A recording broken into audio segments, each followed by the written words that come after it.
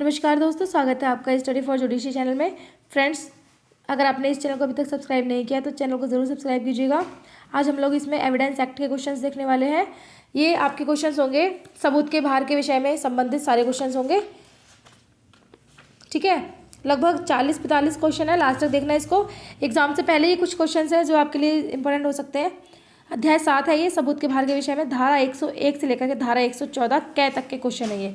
ठीक है, चलिए स्टार्ट करते हैं। पहला क्वेश्चन है, सबूत के भार के विषय में कौन सा अध्याय है? तो यह है अध्याय 7, ऑप्शन सी। अगला क्वेश्चन है, अध्याय 7 क्या है? अध्याय 7 है धारा 1 से लेकर के 114 तक, ऑप्शन बी। नेक्स्ट है, किसी विशिष्ट तथ्य के बारे में सबूत का भार किस पर होता है? किसी विशिष्ट तथ्य के बारे में सबूत का भार जो होता है, ये होता है जो कि न्यायालय से यह चाहता है कि उसके अस्तित्व में विश्वास करे, ऑप्शन सी। नेक्स्ट क्वेश्चन है, सबूत का भार होता है तो सबूत का भार इसमें क्या होगा? ये होगा अभियोजन पर और सकारात्मक पहलू लेने वाले पर। तो इसका आंसर उपरोक्त ये दोनों होगा, ए और बी दोनों उचित है। नेक्स्ट है, खे द्वारा किए गए मृत्युकालिक कथन को कै साबित करना चाहता है? तो यहाँ पर उसको कै को खे की मृत्यु को साबित करना पड़ेगा। ठीक है, ऑप्शन ए। अगला क्वेश्चन है, यह साबित करने का भार कि अभियुक्त का मामला अपवादों के अंतर्गत आता है, कहाँ पर बताया गया है? अभियुक्त का मामला अपवादों के अंदर आएगा, ये बताया गया है धारा 105 में। नेक्स्ट क्वेश्चन है, हत्या का अभियुक्त का अभिलिखित करता है कि वह चित्त विकृति के कारण उस कार्य की प्रकृति नहीं जानता था। सबूत का भार इसमें जो है अभियुक्त पर होगा, ऑप्शन सी। अगला क्वेश्चन देखते हैं, 8 क्वेश्चन। हत्या का अभियुक्त का अभिलिखित करता है कि वह गंभीर और अचानक प्रकोपल के कारण आत्मनियंत्रण की शक्ति से वंचित हो गया था। तो इसमें सबूत का भार जो है, ये सबूत का भार इसमें होगा कै पर। अगला क्वेश्चन है, खे पर रेल से बिना टिकट यात्रा करने का आरोप है, यह साबित करने का भार कि उस पर रेल टिकट था, ये किस पर होगा सबूत का भार इसमें? तो ये जो है ये होगा खे पर। नेक्स्ट है, विशेषतः ज्ञात तथ्य जो साबित करने का भार किस धारा में है? विशेषतः ज्ञात तथ्य को साबित करने का भार जो है ये होगा धारा 106 में, ऑप्शन बी। नेक्स्ट क्वेश्चन है, सही युग में इसमें से बताना है, ऑप्शन ए है सबूत का भार धारा 102 में। विशिष्ट तथ्यों के बारे में 103 में है। यह साबित करने का भार कि अभियुक्त का मामला अपवाद के अंतर्गत धारा 101 में है और सबूत का भार धारा 106 में है। तो इसमें से जो सही है वो है ऑप्शन बी कि विशिष्ट तथ्यों के बारे में ये धारा 103 में है। अगला क्वेश्चन है, उस व्यक्ति की मृत्यु को साबित करने का भार जिसका 30 वर्ष के अंदर जीवित होना ज्ञात है, यह होता है उस पर होगा जो कि प्रतिज्ञात करता है, जो इसका प्रतिज्ञात करता है, ऑप्शन सी राइट है। नेक्स्ट क्वेश्चन है, यह साबित करने का भार कि व्यक्ति जिसके बारे में 7 वर्ष से कुछ नहीं सुना गया जीवित है, किस पर होगा?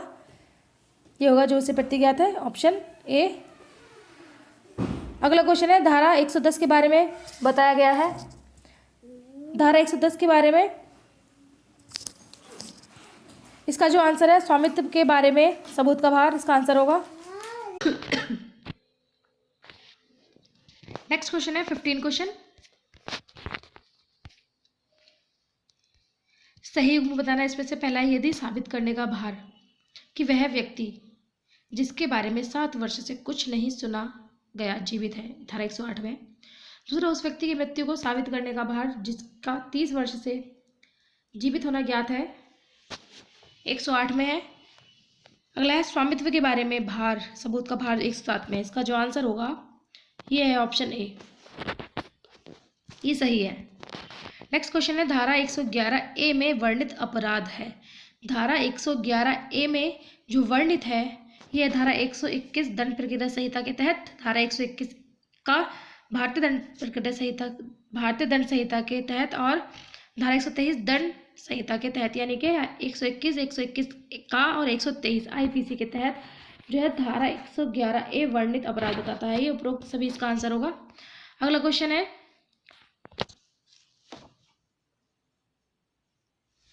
अगला है 17 क्वेश्चन। जब न्यायालय के सामने यह प्रश्न हो कि कोई व्यक्ति ऐसी चीज का स्वामी है जिस पर उस व्यक्ति का कब्जा दर्शाया गया है, तब यह साबित करने का भार कि वह स्वामी नहीं है, ये होगा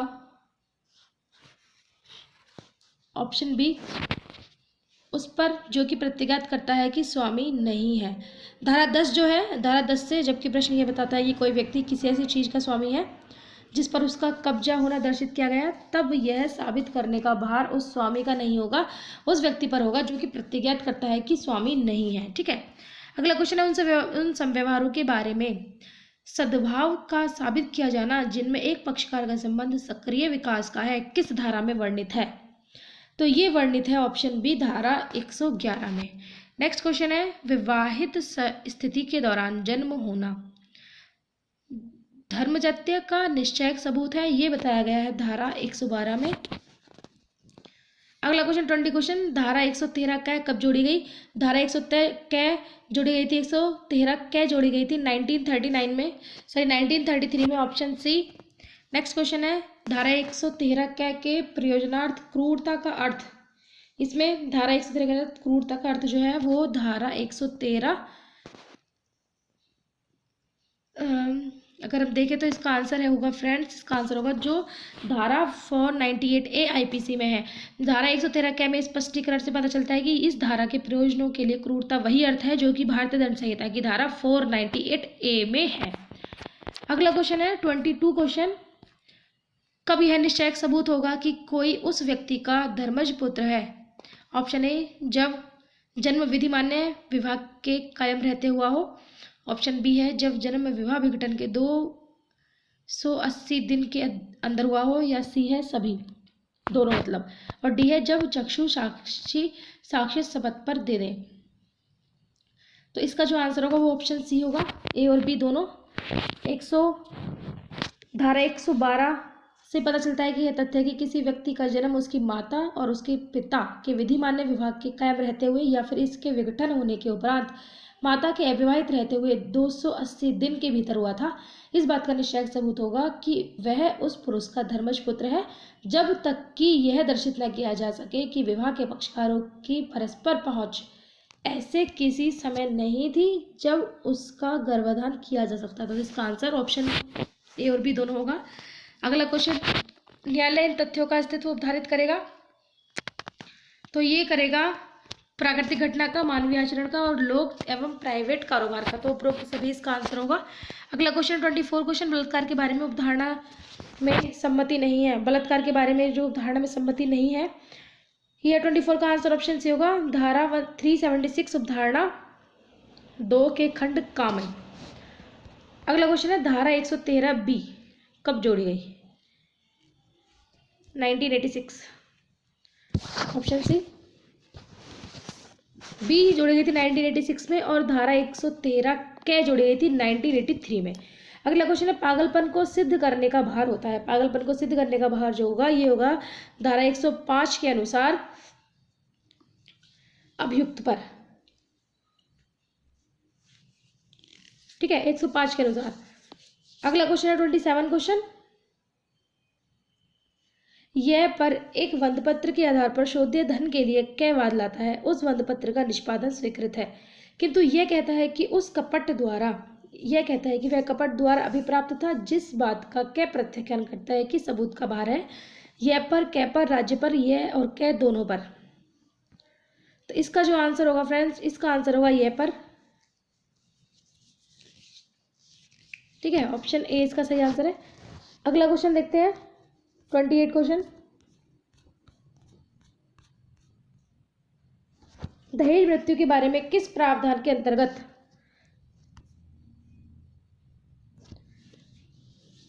भारतीय साक्ष्य विधि अधिनियम के उपधारणा की जा सकती है दहेज मृत्यु के बारे में? तो ये एविडेंस एक्ट में बताया गया है धारा 113 के बी में, ऑप्शन सी।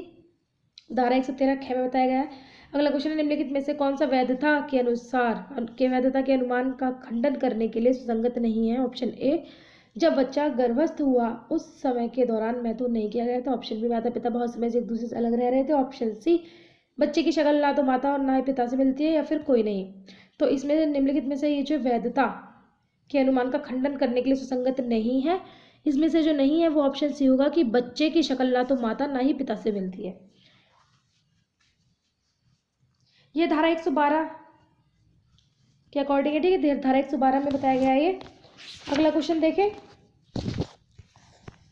30 क्वेश्चन। किसी विवाहित स्त्री द्वारा आत्महत्या करने पर न्यायालय भारतीय साक्ष्य अधिनियम की धारा 113 क के अधीन यह अवधारणा कर सकेगा कि ऐसी आत्महत्या को उसके पति ने दुष्प्रेरित किया है यदि पति ने आत्महत्या विवाह के 7 वर्ष के भीतर की है। पत्नी ने आत्महत्या, पत्नी पर अत्याचार किया गया था, पत्नी अशिक्षित और निर्धन परिवार से थी और पत्नी को पति ने त्याग दिया था। तो अगर हम देखें इसका आंसर जो बनेगा वो है ऑप्शन डी, पहला और दूसरा। अगला क्वेश्चन है, कै ने ख के विरुद्ध चोरी का अभियोग लगाया। कै ने यह भी कथन किया कि कै ने गै के समक्ष चोरी करना स्वीकार किया था। ख का कथन है कि कथित चोरी के समय वह तीर्थ यात्रा पर गया था। इस संदर्भ में निम्नलिखित में से कौन सा कथन गलत होगा? ऑप्शन ए है कै को सिद्ध करना है कि ख चोरी के दिन तीर्थ यात्रा पर नहीं गया था। ऑप्शन बी, कै को सिद्ध करना है कि ख ने जब्त किया माल कै का ही है। इसमें यही पहला आंसर होगा कि कै को सिद्ध करना होगा कि ख चोरी के दिन तीर्थ यात्रा पर नहीं गया था। अगला क्वेश्चन है 32 क्वेश्चन। ए पर बी, सी और डी की हत्या का अभियोग है। उसका अभिकथन है कि अस्वस्थ चित्त के कारण वह कार्य की प्रकृति को नहीं जानता था। यह सिद्ध करने का भार ए पर होगा। अगला क्वेश्चन है, किसी विवाहित स्त्री द्वारा आत्महत्या के दुष्प्रेरण के बारे में अवधारणा ये बताई गई है भारतीय साक्ष्य अधिनियम की धारा 113 क में। अगला क्वेश्चन है, फिरोज भाई कामा के आधिपत्य में जमीन का भूखंड शांता क्रूज में था। खुदादाद वजंदी दावा करते हैं कि उस जमीन के हकदार वे स्वयं हैं, जिससे फिरोज भाई कामा इनकार करते हैं। खुदादाद वजंदी अपने समर्थन के में साक्ष्य प्रस्तुत करते हैं, लेकिन वह साक्ष्य पर्याप्त नहीं है। फिरोज भाई कोई भी साक्ष्य प्रस्तुत करने में असमर्थ है। इन परिस्थितियों में कौन सा कथन सही होगा? क्वेश्चन समझ में आया? इसका आंसर ऑप्शन ए, खुदादाद वजंदी को डिग्री प्राप्त करने का हक है, क्योंकि उसने कुछ ना कुछ साक्ष्य प्रस्तुत किया है। अगला क्वेश्चन है अगला है ऑप्शन, खुदादाद वजंदी डिग्री प्राप्त करने के हकदार है क्योंकि फिरोज भाई ने कोई साक्ष्य प्रस्तुत नहीं किया। तीसरा ऑप्शन है, खुदादाद वजंदी डिग्री प्राप्त करने के हकदार नहीं है क्योंकि उन्होंने स्वामित्व को सिद्ध करने का भार वहन नहीं किया। और डी ऑप्शन है, खुदादाद वजंदी और फिरोज भाई कामा दोनों ही उस जमीन के हकदार नहीं है क्योंकि दोनों में से किसी ने अपने दावे को सिद्ध नहीं किया। तो इन चार ऑप्शन में से 34 का जो आंसर है वो ऑप्शन सी है कि खुदादाद वजंदी डिग्री प्राप्त करने के हकदार नहीं है क्योंकि उन्होंने स्वामित्व को सिद्ध करने का भार वहन नहीं किया है। ठीक है, अगला क्वेश्चन देखते हैं। ए हत्या का अभियुक्त है उसका अभिभाषक यह सफाई प्रस्तुत करता है कि चित्त विकृति के कारण वह अपने कृत्य की प्रकृति का ज्ञान नहीं रखता था। ऐसे मामले में ऑप्शन ए साबित चित्त विकृति को करने का भार ए पर है। ये इसका आंसर है फ्रेंड्स, 35 का आंसर कि साबित करने का भार ए पर होगा इसमें। अगला क्वेश्चन है 36 क्वेश्चन। भारतीय साक्ष्य अधिनियम की धारा 102 के अधीन भारतीय साक्ष्य अधिनियम प्रस्तुत करने का भार किस पर है? तो इस पे इसका जो आंसर है वो लगातार बदलते रहता है। अगर देखें तो 102 के अनुसार प्रस्तुत करने का भार लगातार बदलते रहेगा। अगला क्वेश्चन है, एक चोरी के तत्काल बाद ए के आधिपत्य में माल पाया जाता है तब न्यायालय उद्धारित कर सकेगा कि वह चोर था, ये चुराया हुआ माल का प्रापक था। ऑप्शन ए सही है। अगला क्वेश्चन है, एक विवाह कै और ख के बीच हुआ। विवाह के 3 दिन बाद ख माता ने एक संतान को जन्म दिया। ख कहता है, ख यह कहती है कि उसने कै की ही पुत्री को जन्म दिया है। कै इससे इनकार करता है। निश्चय सबूत की शर्तों में से कौन सा आवश्यक है? तो इसमें से जो आवश्यक होगा इसका है कि पुत्री का जन्म विवाह के कायम रहते हुआ, विवाह का विच्छेद होने पर विवाह से 280 दिन में संतान उत्पन्न हुई और ख ने इस अवधि में दूसरा विवाह नहीं किया। विवाह के पक्षकार की परस्पर पहुंच की जन्म से संबंध समय में संभव है। तो ये सभी इसके सही आंसर है, डी ऑप्शन। अगला क्वेश्चन है, ख को चोरी के लिए अभियोजित करता है और न्यायालय में चाहता है कि न्यायालय यह विश्वास करे कि ख ने चोरी की स्वीकृति ग से की। ऐसी दशा में किसे साबित करना होगा कि ख ने ग के समक्ष चोरी की। तो यहाँ पर जो साबित करना होगा वो क को साबित करना होगा। आज की वीडियो का लास्ट क्वेश्चन है कि भारतीय दंड संहिता की धारा 376 के अधीन बलात्संग के लिए किसी अभियोजन में जहां अभियुक्त द्वारा 16 वर्ष से अधिक आयु की महिला के साथ मैथुन करना प्रमाणित हो जाता है, और यह प्रश्न है कि क्या ऐसा उस महिला की सम्मति के बिना किया गया है जिससे बलात्संग किया जाना अभिकथित है, और वह स्त्री न्यायालय के समक्ष अपने साक्ष्य में कथन करती है कि उससे सम्मति नहीं दी थी। तब क्या यह कहना सही है कि न्यायालय यह अवधारित करेगा कि उसने सम्मति नहीं दी थी, ये अवधारित करेगा। ठीक है, ऑप्शन ए इसका सही आंसर है। तो फ्रेंड्स, हमने ये देखिए आईपीसी के क्वेश्चंस देखे हैं सबूत के बाहर के विषय में, 40 क्वेश्चंस देख लिए। नेक्स्ट वीडियो जल्दी अपलोड हो जाएगी। वीडियो अच्छी लगी इसको प्लीज़ लाइक करना, ज़्यादा से ज़्यादा शेयर करना। Thank you.